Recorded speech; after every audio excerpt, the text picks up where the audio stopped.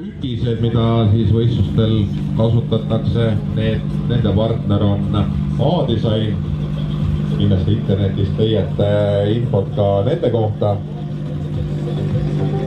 Et ei oleks soolosõite ja see kompressor ülelaadega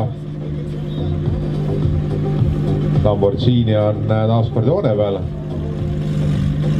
Vastaseks tal siis kabriolett kerega BMW.